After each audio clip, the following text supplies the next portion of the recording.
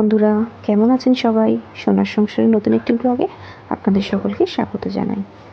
এখন চারিদিকে যা পরিস্থিতি, তো বেশ কিছুদিন মন মেজাজ ভালো না থাকার কারণে আমি কিছুদিন কোনো ভিডিও বানাইনি। তো আজকে অনেকদিন পর একটি ভিডিও বানালাম আবার। তো আজকে একটু দুধ পনির বানাবো, সেইটাই আপনাদের সাথে শেয়ার করব। আর একটু সন্ধ্যার দিকে একটু বেরানোরও আছে। আজকে বৃহস্পতিবার, তো বৃহস্পতিবার করে আমার ছেলে ইংলিশ পড়া থাকে। ওখানে ওর আর একটা বন্ধুও আসে, তো তার বাবা মাও আসবে। তো তার বাবা মা আর আমি আর ওর বাবা চারজনে মিলে আজকে একটু একসাথে গল্প করবো প্ল্যান করেছি। যদি সময় পাই তো পাটুলির দিকে একটু যাওয়ার প্ল্যান আছে।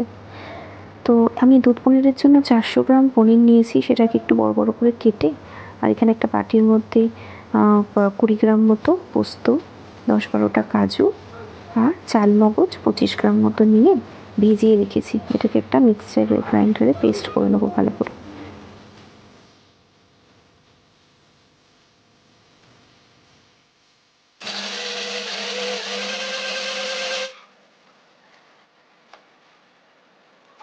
চারটে বড় কাঁচা লঙ্কা নিয়ে ওই পেস্টের সাথেই আবার মিক্সারের মধ্যে একটু ঘুরিয়ে নিয়ে ভালো করে একটা পেস্ট তৈরি করে নিলাম। কড়াইটা গরম করে সাদা তেল দিয়ে দিলাম। রান্নাটা আমি সাদা তেলেই করব। পনিরগুলোকে এবারে হালকা করে একটু ভেজে নেব, খুব বেশি ভাজবো না, তাহলে কী হবে, পনিরটা অনেকটা শক্ত হয়ে যায়। হালকা করে ভাজবো। আর ভাজার পরে আমি গরম দুধ ফুটিয়ে রেখেছি, সেই গরম দুধের মধ্যে ভাজা পনিরটাকে দিয়ে দেবো। তাহলে কি হয়, গরম দুধের মধ্যে পনিরটা দেওয়ায় পনিরটা খুব সফট নরম থাকে। ভাজার পরে বাইরে রেখে দিলে অনেক সময় কী হয়, পনিরটা হার্ড হয়ে যায়, সেটা হওয়ার কোনো ভয় থাকে না। এই দুধ পনির রেসিপিটা খুবই সুস্বাদু একটি রেসিপি। এটা খেতে যেরকম সুন্দর লাগে, বানাতেও খুব বেশি উপকরণ লাগে না, আর সময় লাগে খুব কম। 8 ঘন্টার মধ্যেই রান্নাটা হয়ে যায়।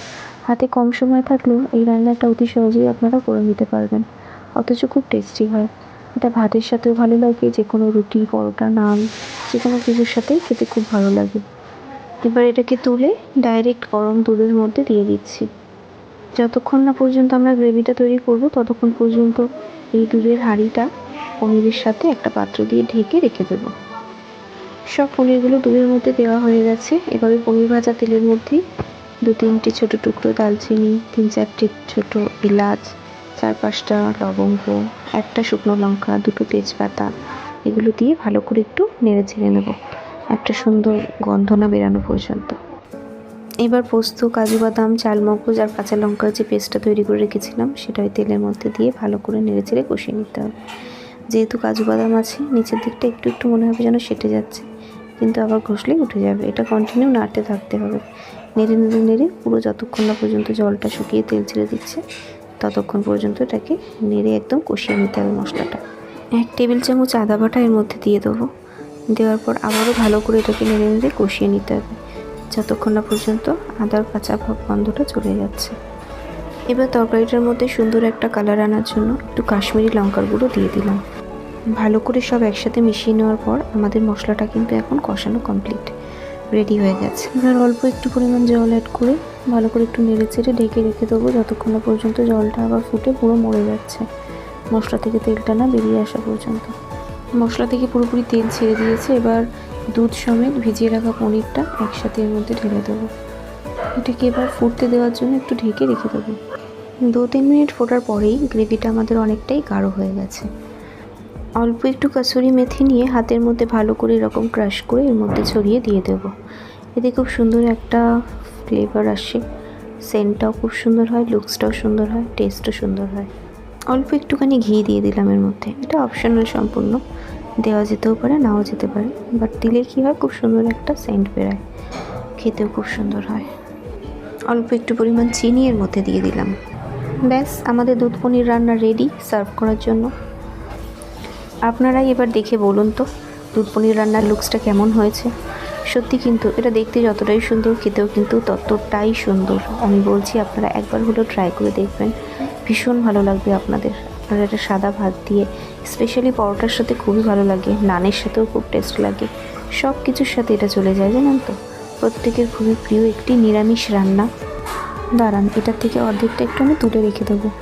এবেলা আমরা দুপুরবেলা এটা ভাত দিয়ে খাবো, আর সন্ধ্যার দিকে একটু পরোটা বানাবো, ডিনারে পরোটার সাথে খাবো। পরোটার সাথে খেতেও খুব ভালো লাগে। কি অপূর্ব দেখতে হয়েছে না, কালারটা যেরকম সুন্দর দেখতে, সেরকমই অপূর্ব এর স্বাদটা। এবার ঝটপট তাহলে খাওয়া দাওয়াটা সেরে নিই, ঠান্ডা হয়ে গেলে আর ভালো লাগবে না এটা খেতে। বেরিয়ে পড়েছি তিনজনা বাইকে করে একটু ঘুরতে। এখান থেকে আধ ঘন্টা মতো ঘুরবো, একটু আলো থাকতে থাকতেই বেরিয়েছি। তারপর মিরামার থেকে ছেলেকে কিছু স্ন্যাক্স খাইয়ে ও তারপর পড়তে ঢুকে যাবে। তারপর আমরা 4 বন্ধু মিলে একটু কোথাও বসে গল্প করলাম, একটু সময় কাটালাম। এটাই তো ভালো লাগে, তাই না বলুন? ছেলে পড়তে ঢুকে গেছে, ওকে দিয়ে এবার চলে এসেছি বন্ধু আসবে তার অপেক্ষায়। এই হইচই পার্কের সামনে তার জন্য অপেক্ষা করছি। পার্কটা সন্ধ্যে 8টার সময় বন্ধ হয়ে যায়, জানেন তো? খোলা থাকলে আপনাদের ভেতরটা দেখাতে পারতাম, কিন্তু এখন তো বন্ধ হয়ে গেছে।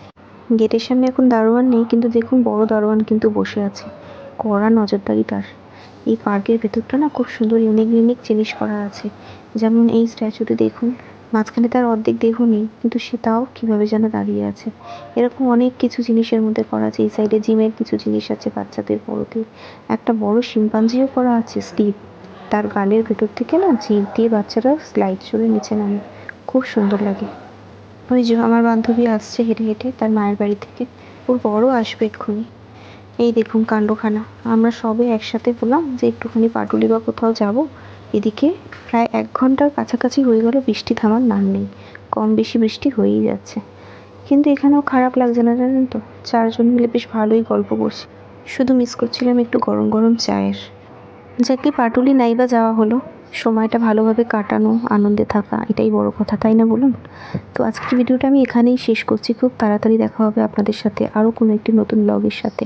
ততক্ষণ আপনারা সুস্থ থাকবেন, ভালো থাকবেন, আর অবশ্যই জানাবেন আমার ভিডিওটি আপনাদের কেমন লাগলো। ভালো লাগলে ভিডিওটিকে শেয়ার করে দেবেন, আর অবশ্যই আমার চ্যানেলটিকে সাবস্ক্রাইব করে দেবেন। দেখা হবে খুবই তাড়াতাড়ি।